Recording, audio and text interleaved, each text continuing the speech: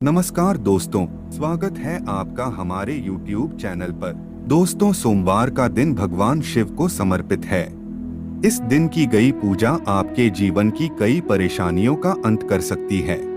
कहा जाता है भगवान भोलेनाथ बहुत ही भोले हैं, अपने भक्तों से शीघ्र ही प्रसन्न हो जाते हैं।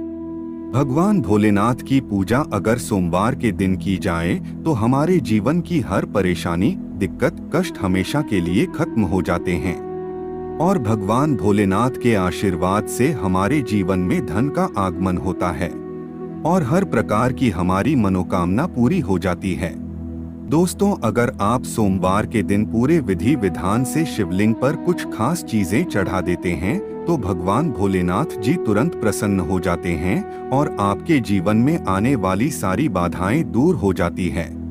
दोस्तों, इस वीडियो में हम आपको बताएंगे कि कुछ खास चीजें चढ़ाकर भगवान भोलेनाथ को प्रसन्न कर सकते हैं और उनका आशीर्वाद प्राप्त कर सकते हैं। इस वीडियो को अंत तक देखिएगा। अगर आपने अभी तक चैनल सब्सक्राइब नहीं किया है तो चैनल को सब्सक्राइब कर लीजिएगा। दोस्तों, अगर आप अपनी जिंदगी से तंग आ चुके हैं, आप अपने शत्रुओं से परेशान हो चुके हैं, आपके घर का माहौल ठीक नहीं रहता है, तो सोमवार के दिन कुछ ऐसे उपाय हैं जिनको करने से आपको हर तरीके की परेशानी से छुटकारा मिल सकता है। अगर आपके घर धन आना रुक गया है, व्यापार में घाटा हो रहा है, तो आपको भोलेनाथ की पूजा विधि विधान से अवश्य करनी चाहिए। दोस्तों, सबसे पहले आपको यह समझना होगा कि भोलेनाथ को किस दिन क्या क्या चीजें चढ़ानी है और यह भी जानेंगे इन चीजों का क्या महत्व है। दोस्तों, सबसे पहली चीज जो हमें भगवान भोलेनाथ को चढ़ानी चाहिए वह है जल।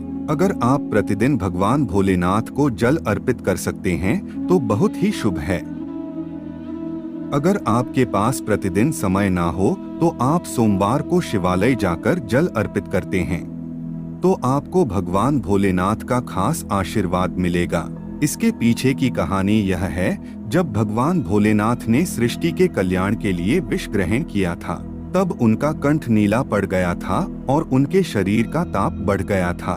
तब देवी देवताओं ने भगवान शिव पर जल अर्पित किया था, जिसके फलस्वरूप भगवान शिव को शीतलता मिली थी।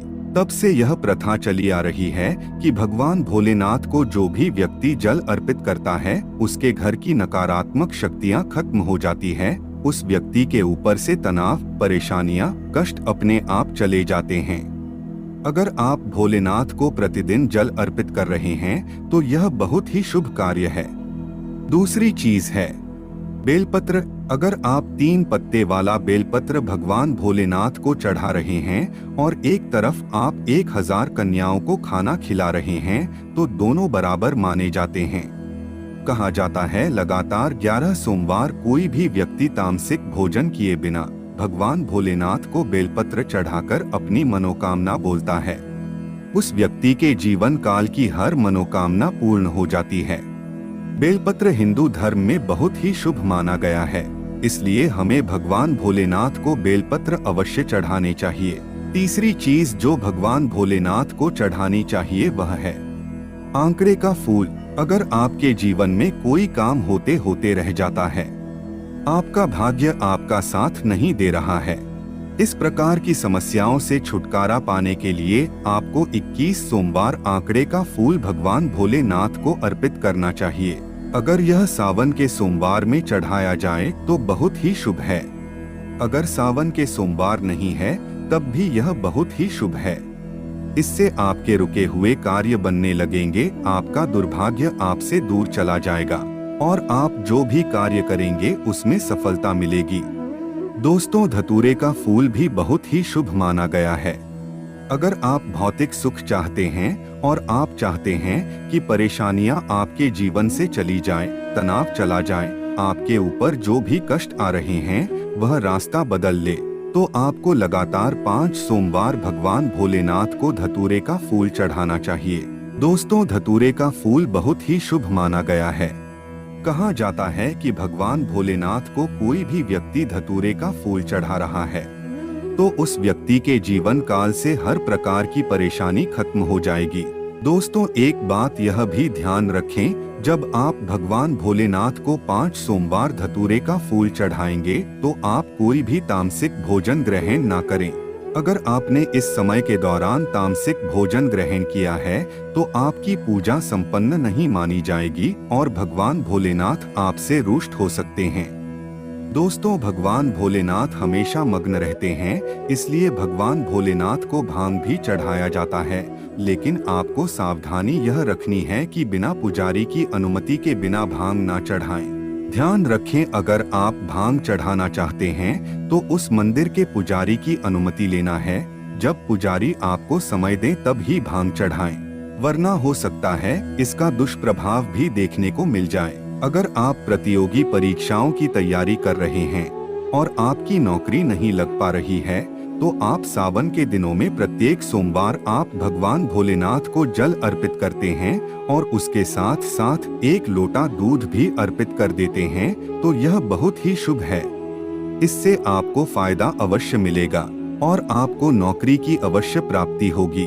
अगर आप चाहते हैं आपको आकस्मिक धन की प्राप्ति हो तो आपको भगवान भोलेनाथ के मंदिर जाना है और भगवान भोलेनाथ के सामने ओम नमः शिवाय का 1001 बार जाप करना है और मंदिर से निकलते ही बाहर जो भी भिखारी बैठे हुए हैं उनको चावल दान करना है। अगर यह क्रिया आप लगातार 11 सोमवार कर लेते हैं तो आपको आकस्मिक धन की प्राप्ति होगी। दोस्तों, अब हम आपको एक ऐसी चीज बताने जा रहे हैं जिसको आप कर लेते हैं तो आपके घर पर प्रत्येक लोगों को सुख मिलेगा, ऐश्वर्य की प्राप्ति होगी। दोस्तों, भगवान भोलेनाथ चंदन का तेल लगाते थे। अगर कोई व्यक्ति भगवान भोलेनाथ को चंदन अर्पित कर रहा है तो उसके परिवार से तनाव, कष्ट, संकट खत्म हो जाता है, उसके घर से नकारात्मक शक्तियां चली जाती हैं, सकारात्मक शक्तियों का वास हो जाता है, उस व्यक्ति के घर पर ऐश्वर्य की प्राप्ति होती है। अगर आप यह कर सकते हैं तो बहुत ही शुभ माना गया है। दोस्तों, आखिरी चीज जो हम आपको बताएंगे, अगर आप भगवान भोलेनाथ को कुछ भी नहीं चढ़ा सकते हैं तो आप प्रतिदिन भगवान भोलेनाथ के चित्र के सामने अगरबत्ती जलाकर 1001 बार ओम नमः शिवाय का जाप करते हैं तो इससे भी भगवान भोलेनाथ का आशीर्वाद प्राप्त हो जाता है और आप जो भी कार्य करेंगे उसमें सफलता मिलेगी। दोस्तों, अगर आपने अभी तक वीडियो को लाइक नहीं किया है तो लाइक करके चैनल को सब्सक्राइब कर लीजिए और कमेंट में नमः शिवाय अवश्य लिखिएगा।